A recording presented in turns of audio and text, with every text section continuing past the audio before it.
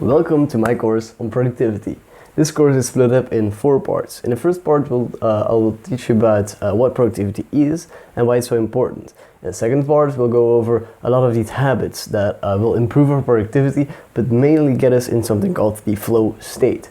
Now, what the flow state is, it's like a mysterious state of mind. There's not a lot of knowledge about it. However, it is very, very important.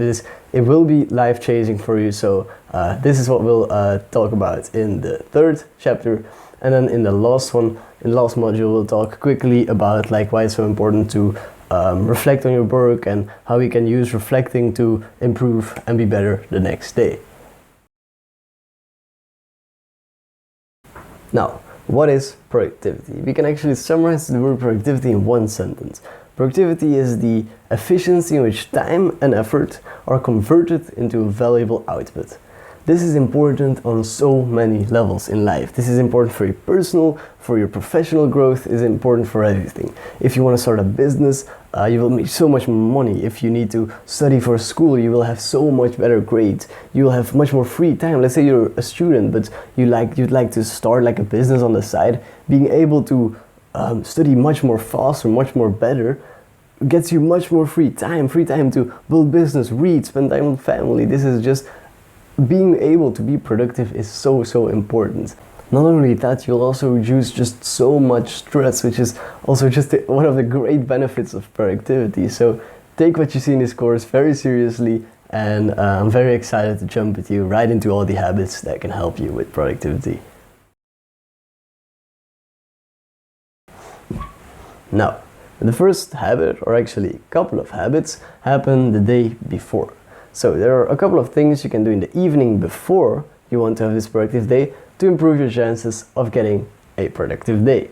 The first of those is eliminating small decisions. These are decisions like, what will I eat today? What are the clothes that I'm gonna wear? What am I gonna do for work today? These are all decisions, and they eat brain power. You only have a limited amount of brain power on a day, and you waste them all if you start deciding on the day itself, what am I gonna do? What am I gonna wear? What am I gonna do later in the day? These are all so much. You waste time, energy, and you waste brain power. These are all the things you really need when you want to have a productive day. So these are the things that you should do the day before. Me myself, I should take it every day. I make a piece of paper like this. Here we have the timestamps, and here there's exactly what I'm going to do. Now this for me is actually an autistic detail. Right here it says 7:30 a.m. Wake up, creatine, make your bed, and open your curtains. These are it's autistic details. I know exactly what I'm gonna do, and I do not waste no time on deciding anything, just thinking about things. Everything is planned out. I just do exactly what it says on my paper. What exactly you want to do in this morning, we'll talk about in, I think, 2 lessons from now. I don't really know. In one of the next lessons, I will teach you about what you should do in the morning. So watch out for that episode, so you can know what to actually write down on your little paper. We also want to go to bed roughly at the same time. It's not only going to bed, it's also waking up. We'll talk about it more in the part of sleep, in the lesson about sleep.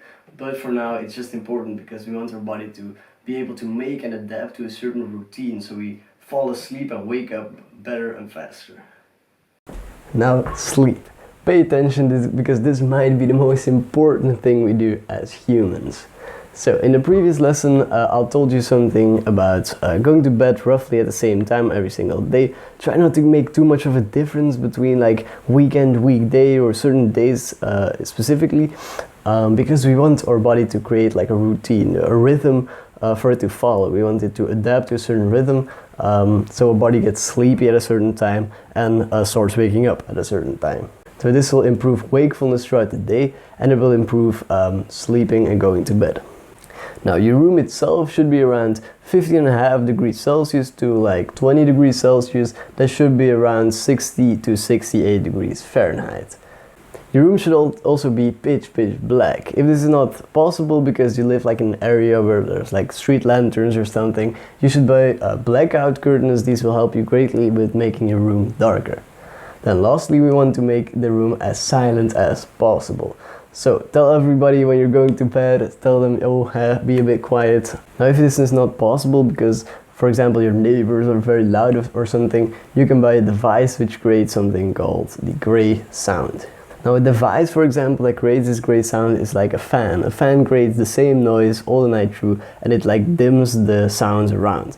So something like this can help greatly if there's a lot of noise around. There's also a couple of don'ts. Obviously, we are not going to start eating big meals just before we go to bed because our stomach best is fully empty, so it doesn't start like breaking down the food whilst you try to sleep. You also don't want to drink too much. Obviously, like a sip of water, like a glass of water, won't do too much harm. However, don't start sipping like entire bottles of like water. Definitely no sugar. However, I probably should not have to tell you this. Also, no caffeine. This is all basic knowledge. Also, don't start to like take drugs before drink alcohol. You might have the feeling that you will fall asleep quicker by having this softness in your head. However, your sleep will be much worse. So you might fall asleep faster. However, your REM sleep and your deep sleep is just trash. Lastly, we also do not want any blue light 1 hour before we go to bed. All of these things, like just don't do them in general. Like drugs or alcohol, I just suggest not doing those. However, if you do, just don't do them like 1 hour before and you should be fine.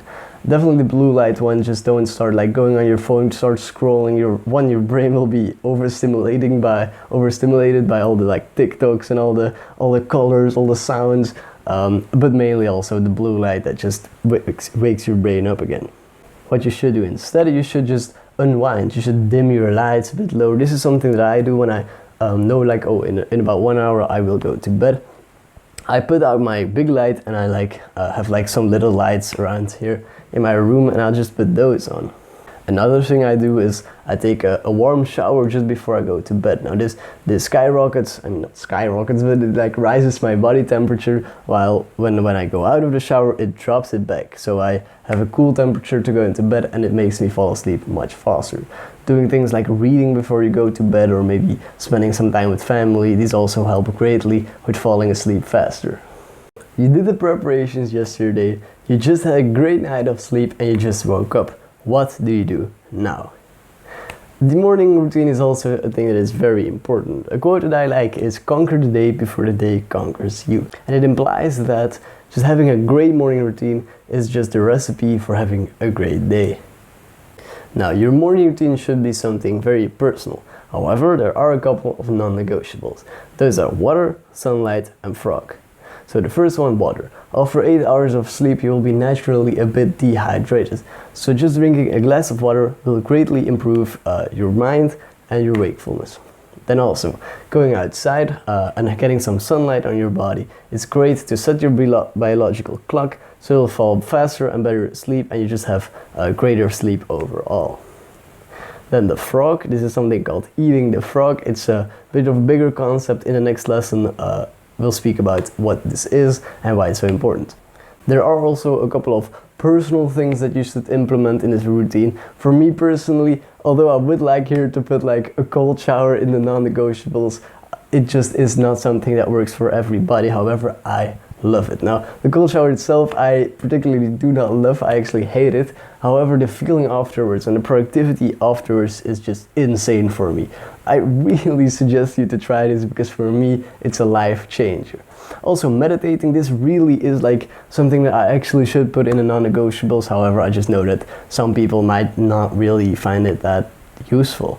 However, just try it for like a week, maybe 2 weeks, and then if the results are great, keep doing it, because mindfulness and meditating helps you so much with being present, being able to focus for longer and better periods of time.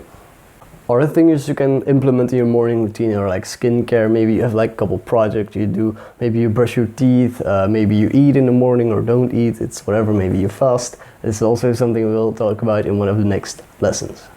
What we also want to do in the morning is prepare for our work session. Let's say we are going to study and we're going to our desk. We don't want to sit down and then 1 second after, oh, I need to go to the toilet. Oh, I would like to have some water. Oh, where are my pencils? We do not want these situations. So when you know, okay, I'm going to study, I'm going to work for like 1.5 hours, I'll put a bottle of water, I put a little pencils, I go to the toilet beforehand. and I have all my books or my laptop or whatever I'm going to use, I have it right in front of me. So we do not have to get up mid-workout, so we do not have to be bothered with all these small brain-eating small things. Because they will waste your brain power, and they will pull you right back out of your focus, right back out of that flow state. The frog. I'm not saying you should eat a frog in the morning, however, it comes from a saying that if you would have to eat a frog every single day of your life, when would you eat it? Now, you probably would eat it the first thing you do in the morning, because you do not want to first eat like a good meal and then just end up with this disgusting frog that you do not have anything to cleanse your palate with afterwards. So you want to eat this frog as fast as possible, so you can go throughout the rest of the day knowing that the hardest task, the hardest thing of your day is already over. Now, this is the same with tasks. We want to do the first we want to do the greatest, the hardest task. This great hard task, or the frog, it is not cleaning your room, it's not answering emails, and it is not going shopping for some random goods you really need.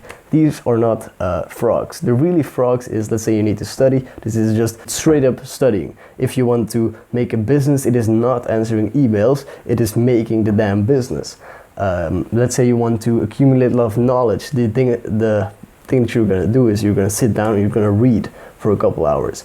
These are the frogs. These are hard tasks that you need to do the first thing in the morning, so that you can use all your focus, all your brain power, because if you're going to do like some of these small tasks, these will, again, I'm talking about brain power, these will eat it up completely, and you will be left with no energy, no time to do the actual important hard tasks. To power our brain, aka our body's engine, we must eat. Or do we? So you probably have heard about the concept of fasting. I myself have tried it a couple of times, and I did notice some differences. For example, if I hadn't eaten any breakfast, if I skipped the breakfast, I noticed that my mind was working clearer and I could focus a little better and stuff. So fasting is definitely something you should try, I think. I have not done any studies on it particularly, but I have heard that it is, like, for some people it will work, for some others not, so I just suggest you to try it out.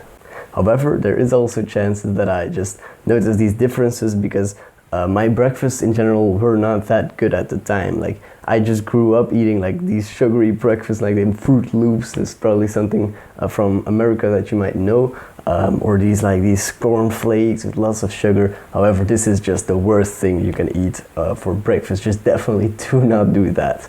Also, like breads and these carbs and sugars, we mainly want to avoid them. Sugars, obviously, we want to avoid them throughout the day, and those carbs, you probably are going to eat carbs definitely if you live by your parents. However, just avoid them like in the morning, because these do come with like a little bit of a crash afterwards, which does in fact decrease your focus.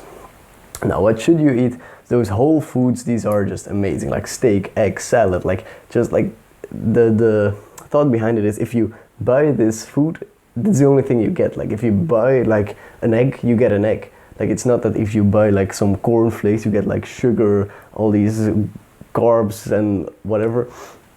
So just buy whole ingredients and just eat that.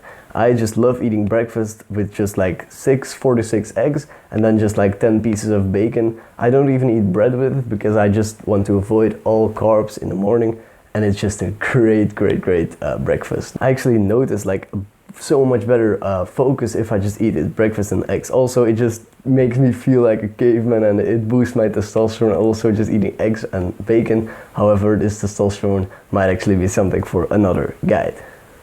We also obviously want to drink a lot of water. This will keep our brains alert, and it will keep us hydrated throughout the day. And then also, if in the morning you feel a bit tired, you can always just drink a cup of black coffee. Don't put any sugar in that, we already went over it, but just black coffee can be great. Don't drink it in the middle of the day because it will interrupt sleep. So just in the morning, not too long after you wake up, you can drink a cup of coffee. Obviously in moderation, don't go overboard and drink like 12 cups of coffee. And just like our sleep, we're not going to do any alcohol, any drugs, any smoking before we are going to work. These are periods where our brain needs to be as clear as possible, and any of those drugs will not help at all. Lastly, I also wanted to note that if you were going to try to fast, make sure that when it's your lunchtime, you don't start overeating. Because I did this once. I had no breakfast, I was working good, then I went for lunch, I ate a lot of food, but then when I tried to get back to work, it just did not work. So yes, of course, I already ate the frog. I already did the hardest task the first thing in the morning, so that was already done. However, I still needed to do some things, but I just could not get them done because I was just overeaten. And this just really showed me that if you eat and sugar and carbs in the morning, this will just ruin your mood. This will ruin your drive to even work on your task. So eating or not eating is definitely an important part in your morning. So, you have made it to chapter 3 of the course, flow state. I'm very excited to share with you the knowledge I know of flow state because as you will see in a minute, this is just life-changing. So let's get right into it. Flow state is actually just a state of mind where you are 100% focused. There are no thoughts going on in your mind and you're just absorbed in the task. Now this can occur in exercising, in working, studying, so it's great for anybody. Now you may have not heard of the word flow state, however athletes you may have heard saying in the zone. Being in the zone means to be in a flow state, it's kind of the same thing. However, if we are studying, we just call it flow state, we don't really call it being in the zone. A flow state can occur from a couple of minutes to a couple of hours. And why is it so important? It is so important because you're able to do so much more in so much less time, whilst the quality is still better than if you would have done it in more time with being less of a good focused mind. So you can do more in less whilst it being better. That's just amazing, that's just crazy, and it just works for everybody. It works for you, it works for me, it works for students, everything. So in this next lesson, we will speak about how we can improve our chances to get into this magical state in this flow state.